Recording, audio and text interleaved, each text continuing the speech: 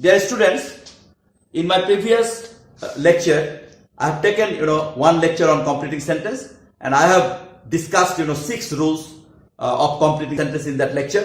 And today I will try my level best to discuss more 6 rules, and I hope it will be helpful for you to take preparation on completing sentence, and it will also be helpful for you to improve your writing skill. And the ultimate focus of the teacher of our ultimate focus is that you should develop your writing skill so that it will be helpful for not only in your study at present, it will be helpful for your further study. So try to pay attention to my lecture and try to understand next 6 rules that will be discussed today.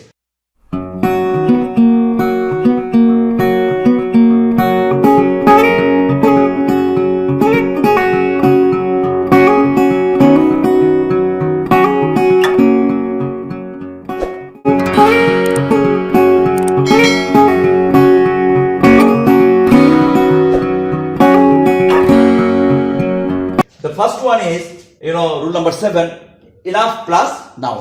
এই রুলটা একটু আমরা খেয়াল করি। এই রুলটা হচ্ছে এরকম যে subject plus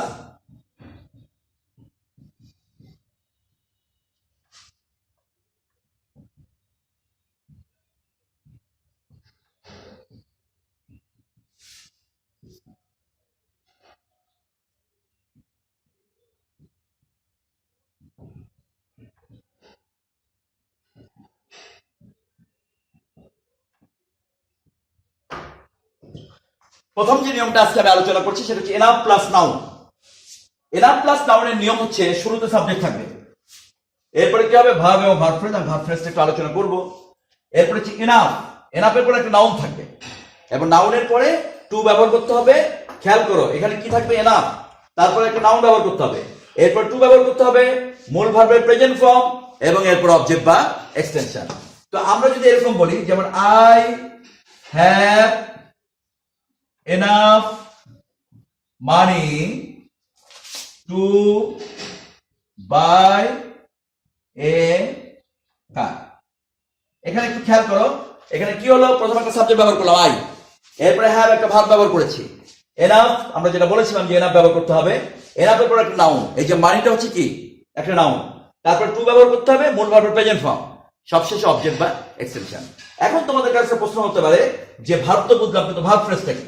verb ফ্রেজটা আসলে যেটা আমরা বোঝানোর জন্য বলি এবং সেটা তোমাদের লেখার ক্ষেত্রে এটা খুব উপকারিতা হবে, সেটা হচ্ছে ভার্ব ফ্রেজটা মূলত এই 3টা জিনিসের মধ্যে যে কোনো দুটো থাকলে, সেটা কি অক্সিলারি, মূল ভার্ব এবং প্রিপোজিশন। এই 3টার মধ্যে যে কোনো দুটো, 3টা থাকলেও হবে, আবার যে কোনো দুটো, যেমন অক্সিলারি ভার্ব এবং মূল ভার্ব যদি থাকে তাহলে, অথবা যদি মূল ভার্ব বা প্রিপোজিশন থাকে তাহলে, অথবা যদি অক্সিলারি ভার্ব প্লাস প্রিপোজিশন থাকে তাহলেও, আবার যদি 3টা একসাথে থাকে তাহলে সেটি কিন্তু ভার্ব ফ্রেজ। তাহলে আমরা শুধু ভার্ব ব্যবহার করতে পারি, এখানে ভার্ব ফ্রেজও ব্যবহার করতে পারি। এরপরে এনাফ ব্যবহার করব, নাউন ব্যবহার করব, টু ব্যবহার করব, মূল verb present form, object extension. আর এখানে তো সবটুকু দেওয়া থাকবে না, বিষয়টা তো এরকম নয়, অর্ধেকটা দেওয়া থাকবে। যেমন হয়তো এনাফ পর্যন্ত দেওয়া আছে বা মানি পর্যন্ত দেওয়া আছে, নাউন পর্যন্ত, তখন কি করতে হবে, তখন কিন্তু আমাদেরকে খেয়াল রাখতে হবে যাকে টু ব্যবহার করতে হবে, মূল ভার্বের প্রেজেন্ট ফর্ম ব্যবহার করতে হবে এবং তার সাথে রিলেটেড একটি অবজেক্ট বা এক্সটেনশন ব্যবহার করতে হবে। এটি হচ্ছে 7 নাম্বার নিয়ম। সেই নিয়মটার নাম হচ্ছে, সেই নিয়মটার হেডলাইন হচ্ছে এনাফ প্লাস নাউন। এরপরে 8 নাম্বার নিয়মে আমরা দেখব অ্যাডজেক্টিভ প্লাস এনাফ। আগেরটা ছিল কি এনাফ প্লাস নাউন, আর এটা কি অ্যাডজেক্টিভ প্লাস এনাফ। একটু ঘুরে গিয়েছে, সবই একই রকম থাকবে, শুধু অ্যাডজেক্টিভটা আগে। যেমন কি রকম, আগের বারের মতো সাবজেক্ট থাকবে, ভার্ব, ভার্ব ফ্রেজ থাকবে, এরপরে অ্যাডজেক্টিভ হবে এখানে, এরপরে অ্যাডজেক্টিভের পরে এনাফ প্লাস টু প্লাস মূল ভার্বের present form plus object or extension. তাহলে কি হবে, প্রথমে সাবজেক্ট, আগের 7 নম্বর নিয়ম তাই ছিল, এরপরে ভার্ব বা ভার্ব ফ্রেজ, সেটিও 7 নম্বর নিয়ম ছিল, কিন্তু 7 নম্বর নিয়মে কিন্তু এনাফটা পরে নাউনটা এসেছিল, আর 8 নম্বর নিয়মে অ্যাডজেক্টিভটা কিন্তু এনাফের আগে আসছে, এটুকু পার্থক্য। আর বাকি কিন্তু টু, মূল ভার্বের প্রেজেন্ট ফর্ম, অবজেক্ট এক্সটেনশন সবই কিন্তু একই রকম। যেমন আমরা যদি বলি he is strong enough to defeat the enemy, তাহলে he is strong enough to, এই যে স্ট্রং হচ্ছে অ্যাডজেক্টিভ, তারপরে এনাফ, এরপর টু মূল ভার্ব প্রেজেন্ট ফর্ম, অবজেক্ট বা এক্সটেনশন। শুধুমাত্র পার্থক্য হয়ে গেল যে অ্যাডজেক্টিভটা এনাফের আগে আসবে, মনে রাখতে হবে, তোমরা সবাই মনে রাখবা অ্যাডজেক্টিভটা এনাফের আগে আসবে আর নাউনটা এনাফের পরে বসবে। বাদ বাকি কিন্তু কোথাও কোনো পরিবর্তন আমরা কিন্তু দেখতে পাচ্ছি না। এরপর আমরা যদি বলি ইফ প্লাস প্রেজেন্ট, আমি এখন চলে যাচ্ছি কন্ডিশনালের নিয়মে, এবং এই কন্ডিশনাল সেন্টেন্সের নিয়মগুলোও কিন্তু কমপ্লিটিং সেন্টেন্সের ক্ষেত্রে খুবই গুরুত্বপূর্ণ। সেটা কি? যেমন ইফের সাথের অংশটা কি হবে? Present indefinite,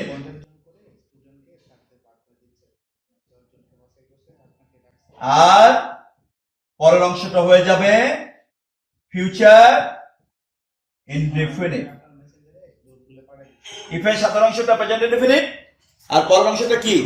future indefinite. এই কন্ডিশনাল সেন্টেন্স এটি একটা কন্ডিশনাল সেন্টেন্স, এবং এই কন্ডিশনাল সেন্টেন্সটাকে বলা হয় ফার্স্ট কন্ডিশনাল অথবা প্রেজেন্ট কন্ডিশনাল। এবং সেখানে কি রকম হবে? ইফ এর সাথে অংশটা প্রেজেন্ট ইনডিফিনিট হবে আর পরের অংশটা হয়ে যাবে ফিউচার ইনডিফিনিট। যদি আমরা এরকমটা বলি if you study well you will learn, তাহলে এখানে কি হচ্ছে? আমরা দেখতে পাচ্ছি যে ইফের সাথে অংশটা প্রেজেন্ট ইনডিফিনিট ছিল, সাবজেক্ট আছে, মূল ভার্বের প্রেজেন্ট ফর্ম আছে, অবজেক্ট এক্সটেনশন আছে। আমরা প্রেজেন্ট ইনডিফিনিট টেন্সের স্ট্রাকচার জানি যে সেখানে মূল ভার্বের প্রেজেন্ট ফর্ম থাকবে এবং অবজেক্ট এক্সটেনশন থাকবে। এবং তাহলে কি হবে? তাহলে যে অপর অংশটা যেটা সেটি হয়ে যাবে ফিউচার ইনডিফিনিট। যেমন এখানে সাবজেক্ট আছে উইল, ফিউচার ইনডিফিনিটে কি হবে? সাবজেক্টের পরে শ্যাল বা উইল হবে, মূল ভার্বের প্রেজেন্ট ফর্ম হবে, অবজেক্ট বা এক্সটেনশন হবে। তাহলে এখানে আমরা একটা কন্ডিশনাল সেন্টেন্স পাচ্ছি, ফার্স্ট কন্ডিশনাল অথবা প্রেজেন্ট কন্ডিশনাল। ইফের সাথে অংশটা প্রেজেন্ট ইনডিফিনিট হলে অপর অংশটা বা পরের অংশটা ফিউচার ইনডিফিনিট করতে হবে। যদি আমরা 10 নম্বর নিয়মে যাই, ইফ প্লাস পাস্ট, যেটাকে আমরা পাস্ট কন্ডিশনাল বলি, সেটি কি হবে? ইফের সাথে অংশটা পাস্ট ইনডিফিনিট হবে এবং তারপরে সাবজেক্টের পরে উড, কুড, মাইট, এই তিনটার যে কোনো একটা এবং মূল ভার্বের প্রেজেন্ট ফর্ম প্লাস অবজেক্ট বা এক্সটেনশন। একটু খেয়াল রাখতে হবে যে এখানে কিন্তু আমি বলেছি এই মডেল অক্সিলারি তিনটার একটা, উড, কুড, মাইট। শুড কিন্তু বলি না, কিন্তু অনেকে কিন্তু শুড ব্যবহার করে। শুড ব্যবহার করলে কিন্তু এটি হবে না। এই সেকেন্ড কন্ডিশনাল বা পাস্ট কন্ডিশনালের ক্ষেত্রে ইফের সাথে অংশটা পাস্ট ইনডিফিনিট হবে এবং পরের অংশটাকে আমরা বলি ফিউচার ইন দা পাস্ট। আমরা কি বলি? ফিউচার ইন দা পাস্ট, যার বাংলা হচ্ছে অতীতে ভবিষ্যৎ। যেমন আমরা যদি বলি if you were hard you could shine in, যেমন ইফের সাথে অংশটা কি ছিল?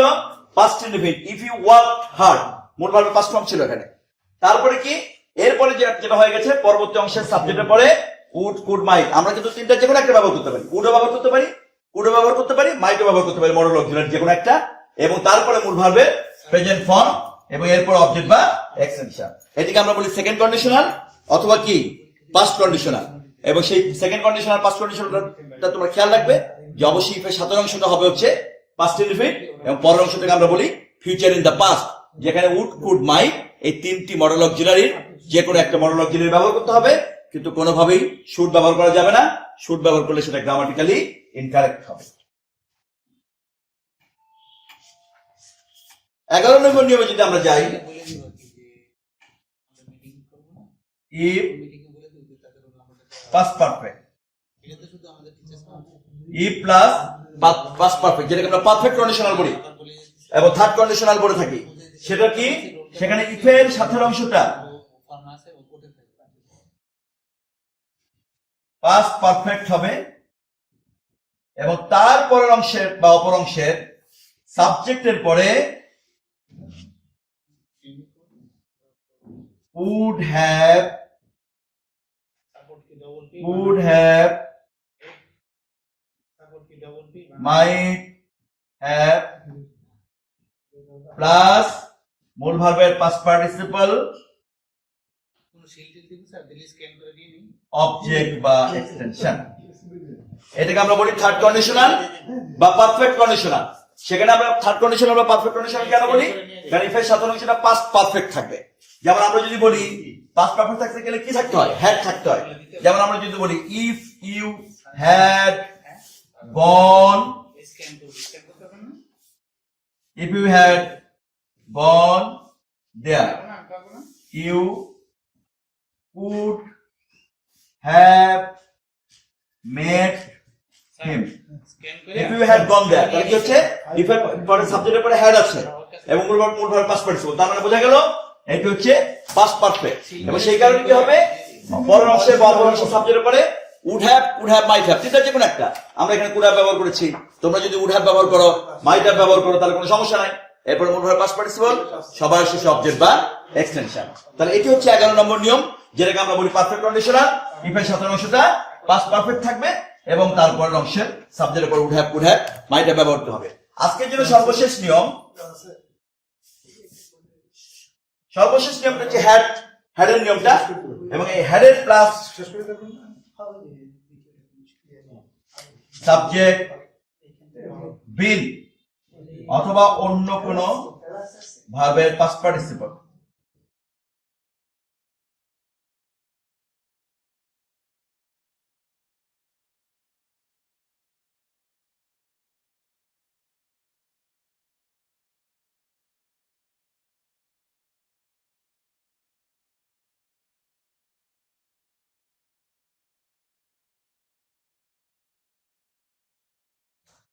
এটা অবশ্য নিয়মটা লিখতে একটু বড় মনে হচ্ছে, কিন্তু একটু যদি মনোযোগ দেই তাহলে কিন্তু কঠিন মনে করার কোনো কারণ নাই। কি করতে হবে? এখানে প্রথম অংশে দেখা থাকবে একটা হ্যাড থাকবে, তারপরে সাবজেক্ট থাকবে, বিনও থাকতে পারে অথবা অন্য যে কোনো ভার্বের পাস্ট পার্টিসিপলও থাকতে পারে, তারপর অবজেক্ট বা এক্সটেনশন। এটুকু যদি থাকে, এরপরে সাবজেক্টের পরে would have, might have, তিনটা যে কোনো একটা, মূল ভার্বের পাস্ট পার্টিসিপল, অবজেক্ট বা এক্সটেনশন। এখানে কিন্তু আমরা দেখতে পাচ্ছি 11 নম্বর এবং 12 নম্বর নিয়মের পরের অংশ বা অপর অংশে কিন্তু মিল আছে, আগের অংশে যদিও পার্থক্য আছে। 11 এবং 12 দুটোই কিন্তু কি পারফেক্ট কন্ডিশনাল বা থার্ড কন্ডিশনাল, কিন্তু 11 নম্বর নিয়মে ইফ ছিল আর এখানে হ্যাড আছে। আমরা যদি এটা ব্যবহার করি, had I been a king, I could have helped the poor. এখানে কিন্তু আমরা দেখতে পাচ্ছি যে had I been a king, I could have helped the poor. এখানে কিন্তু কুড হ্যাভ ব্যবহার না করে আমরা ইচ্ছে করে উড হ্যাভ ব্যবহার করতে পারতাম, তারপরে অবজেক্ট বা এক্সটেনশনে ব্যবহার করতে পারতাম। এই যে 12 নম্বর নিয়মটা, যেটাকে আমরা বলি পারফেক্ট কন্ডিশনাল, সেটি আমরা কিন্তু বুঝতে পারলাম। এবং আমরা আশা করি যে এই যে আজকে যে 6টা নিয়ম আমি আলোচনা করলাম, এর আগের লেকচারে আমি আরো 6টা নিয়ম আলোচনা করেছি, এই 12টা নিয়ম তোমরা মনোযোগ সহকারে পড়ার চেষ্টা করবে এবং আমি ভবিষ্যতে আরো অনেক নিয়ম এভাবে আলোচনা করব।